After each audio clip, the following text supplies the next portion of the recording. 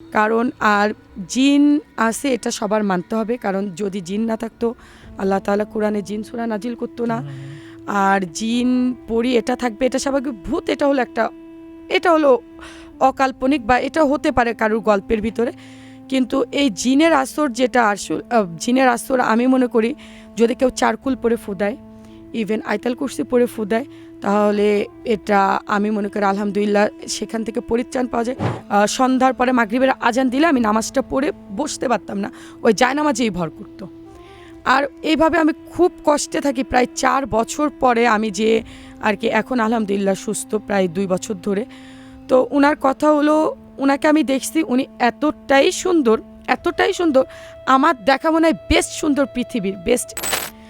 Even সে তাল গাছে উঠে সেখানে সে অজ্ঞান হয়ে পড়ে থাকতো, তারপরে অনেকগুলা লোক উঠে টুঠে তাকে নামাইতো আমার মাকে ওই তাল গাছ থেকে। আমার মা এইভাবে একদম সোজা হয়ে শুয়ে থাকতো। মানুষ ভয় পাইতো যে আল্লাহ এটা কিভাবে সম্ভব। আমার নানা আমাদেরকে গল্প বলে যে তোর মা যখন তাল গাছে উঠে শুয়ে থাকতো তখন আমরা ভাবতাম তালের গাছের পাতাটা তো ভেঙে পড়ে যেতে পারে।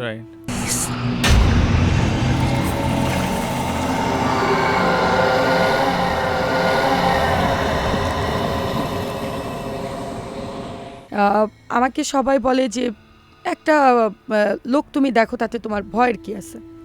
কিন্তু জানেন যে আপনি ধরেন এক জায়গায় বসে আছেন, সেখানে যদি হঠাৎ আপনি দেখেন যে কোনো একটা লোকই দাঁড়িয়ে আছে কিন্তু আপনি দেখতে পাচ্ছেন, আমি দেখতে পাচ্ছি না, জিনিসটা কিন্তু আপনার কাছে খুবই ভয়ানক। তো এই জিনিসটা যখন আমি ফেস করি আর যখন আমি এর জন্য অসুস্থ হয়ে যাই, তখন আর কি আমি বুঝতে পারি যে এটা আসলে যার সাথে হয় সে কতটা সারভাইভ করে। কারণ আর জিন আছে এটা সবার মানতে হবে, কারণ যদি জিন না থাকতো আল্লাহ তাআলা কোরআনে জিন সূরা নাজিল করতো না। আর জিন পরি এটা থাকবে, এটা স্বাভাবিক। ভূত এটা হলো অকাল্পনিক, বা এটা হতে পারে কারোর গল্পের ভিতরে। কিন্তু এই জিনের আসর আমি মনে করি যদি কেউ চারকুল পরে ফুদায়, ইভেন আয়তাল কুরসি পরে ফুদায়, তাহলে এটা আমি মনে করি আলহামদুলিল্লাহ সেখান থেকে পরিত্রাণ পাওয়া যায়। কিন্তু আমার মনে হয় না এটা থেকে মুক্তি পাওয়া যায়। যদি পাওয়া যেত তাহলে হয়তোবা আমি এখন অনেক দিন ধরেই মুক্তি পেতাম, কিন্তু যে মুক্তিটা আমার এখনও হচ্ছে না। তবে আমি এখন আর ভয় পাই না, এখন এটার সাথে আমি ইউজ টু হয়ে গেছি। এখন সে আমাকে ভর করলেও হয়তোবা আমি সেন্সলেস হয়ে যাচ্ছি, বা আমার তখন একটু কষ্ট হচ্ছে, সাফোকেশন হচ্ছে, বাট সে আজ অব্দি আলহামদুলিল্লাহ আমার কোন দিন কোনো ক্ষতি করেনি বা ক্ষতি করতে চায় না। তার একটাই কথা, আমি ওকে নিয়ে যেতে চাই। কারণ তো আমার হাজব্যান্ড একদিন জিজ্ঞাসাই করছে যে আপনি যখন নিয়ে যেতে চান কেন নিতে চান, দুনিয়াতে তো অনেক মেয়ে আছে। তখন সে একটা বলছে ওর মতো আমরা পিওর হার্টেড মানুষ পাই না, পিওর হার্টেড মানুষ দেখি আমি ওকে আজ হোক কাল হোক নিব। তো আমার হাজব্যান্ড ওকে চ্যালেঞ্জ করছে যে আমি যদি সত্যিকার ওকে ভালোবেসে দেখি কোনোদিন আপনি নিতে পারবেন না, কারণ আপনারা আপনাদের জগতে চলে যান, আমার বউকে আপনারা তো ডিস্টার্ব করেন না। অনেক কথা বলার পরে তো আমার হাজব্যান্ড যখন ওনার সাথে একদিন সামনাসামনি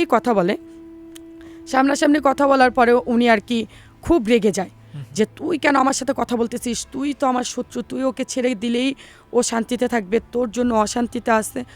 অনেক কথা বলার পরে, আর এটা তো আমার যেহেতু লাইফের প্রায় 20 বছর যাবতের একটা স্টোরি, তো এটা তো আর এত অল্প সময়ে বলা যায় না। যাই হোক, সেখান থেকে অল্প অল্প কিছু বললাম।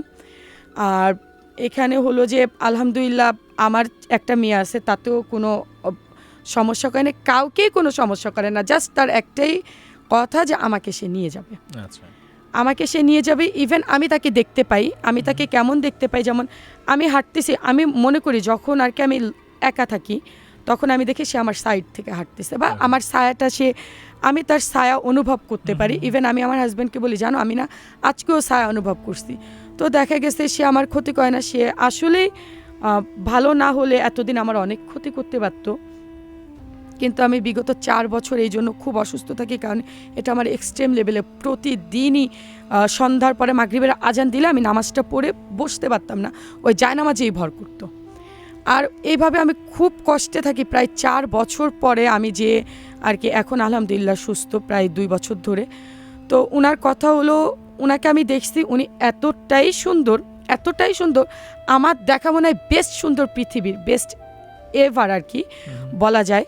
যেমন সুন্দর, ওনার হাতে একটা তসবি থাকে, তসবিটাও এত সুন্দর। ইভেন ওই তসবিটা থেকে লাইট জ্বলে, আপনি ওই তসবি আজ অব্দি মনে হয় আমি দেখি নাই কোথাও, কোথাও দেখিনি, কারণ আমরা বাইতুল মুকাররম বা আমি মালয়েশিয়ায় ছিলাম, ওখানের মসজিদে আমি প্রতি শুক্রবার নামাজে যেতাম, আমি আজ অব্দি ওরকম তসবি দেখিনি। ইভেন উনি এতই সুন্দর আর এতই উঁচু লম্বা, আর একটা কালো পাগড়ি পরে থাকবে উনি, দাড়িগুলো সাদা এত বড় থাকবে, কোনোদিন আসে না যে আমাকে ভয়ঙ্করভাবে তাকানো বা ভয় দেওয়া, এরকম না। সে দাঁড়িয়ে আছে, সে আমার দিক তাকায় আছে, তাকাই আছে, বা আমি পড়তেছি সে আমার দিক তাকায় আসে না যে আমি যখন আমার ফার্স্টের কাহিনীতে বলছিলাম সে আমার মাথায় হাত বুলাতো, কিন্তু সে হাত বুলালে চাইলে কিন্তু আমাকে একটা মারতে পারতো, করতে পারতো, কিন্তু কখনোই না। সে হাত বুলানোর পরেও মনে করেন যে আমাকে হাত বুলাতো, বা আমি কখনো অসুস্থ হলে আমার ওই যে একটা অস্বস্তি ফিল, এটা হইতো না। কিন্তু আমি চাই কি জানেন, যে আমি মনে করি যে এটা যদি এই হতে হতে আমার তো একটা মেয়ে আছে, যদি সেখানে হয়ে যায়, আর এটা নাকি আমার মার থেকে পাওয়া। আমার মা তো খুব আলহামদুলিল্লাহ, আমার মা খুবই সুন্দরী, খুবই আল্লাহওয়ালা, ইভেন আমার মা খুবই নামাজি মানুষ। তা আমার মার ঘরে একটা আছে, সেটা আমার মার 8 বছর বয়স থেকে। তাই উনি নাকি বলতো যে তোর ছেলে মেয়ে বংশবিস্তার যখনই হবে তখনই আমি তাদেরকে একটা ভট্টর করব। তা আমার মা বলে ওখান থেকেই পাওয়া, কিন্তু আমার মা বলে তোমার কখনো ক্ষতি করবে না, কারণ আমার আজ অবধি করেনি, তোমারও ক্ষতি করবে না, ভয় পেও না মা, কারণ দোয়া কালাম পড়বা, নামাজ কালাম পড়বা, তাতেই ঠিক আছে। তো আমার মার আবার হতো কি, আমার মা মেয়ে মানুষ, কিন্তু সে তাল গাছে একা একা উঠে যেতে পারতো। আচ্ছা, ইভেন সে তাল গাছে উঠে সেখানে সে অজ্ঞান হয়ে পড়ে থাকতো, তারপরে অনেকগুলা লোক উঠে টুঠে তাকে নামাইতো আমার মাকে ওই তাল গাছ থেকে। আমার মা এইভাবে একদম সোজা হয়ে শুয়ে থাকতো। মানুষ ভয় পাইতো যে আল্লাহ এটা কিভাবে সম্ভব। আমার নানু আমাদেরকে গল্প বলে যে তোর মা যখন তাল গাছে উঠে শুয়ে থাকতো তখন আমরা ভাবতাম তালের গাছের পাতাটা তো ভেঙে পড়ে যেতে পারে, বা তোর মা পড়ে যেতে পারে।